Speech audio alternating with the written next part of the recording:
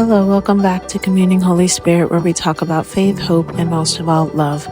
Today is October 19th, and let's get into the prophetic word where the Lord is saying, a mighty stone. This stone is lifting us up in our places of elevation, is rebuking the reproach that we once were standing in. And this references Joshua 5:9, where at Gilgal, the Lord said that he removes the reproach of Egypt off of the people of Israel, who had just crossed over and who had been circumcised as the new generation.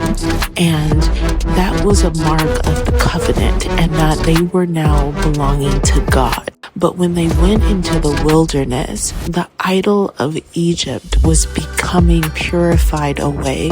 The trauma that Egypt had caused, the habits that they had picked up while surviving in Egypt under the tyranny of the Pharaoh, and that stopped them from being obedient to God when he first invited them into the promised land, the idolatry of Egypt. And that made them not be able to hear the instructions of God clearly and then move upon them, which was the mighty stone that they tripped over. They weren't able to be obedient to God, and so they had to wander again in the wilderness, remaining under the reproach of Egypt. But this new generation under Joshua, they were able to follow the instructions of the Lord, because as the next 40 years were spent, the old generation was purged out, and God was saying, now that I've put you out of the wilderness, out of your purification process, and I've removed the idol's influence over you hearing and obeying me, and I've positioned you in the promised land, your reproach has been removed.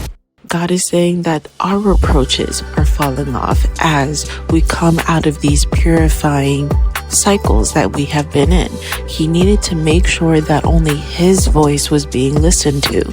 He needed to make sure that we were following him and were able to hear him above any noise, so that we were no longer tripping over his instructions, missing our entrances, missing our way forward, but able to perceive and hear him, so that as we obeyed him, we were scaling the stone of righteousness and being lifted up by his spirit to the top view.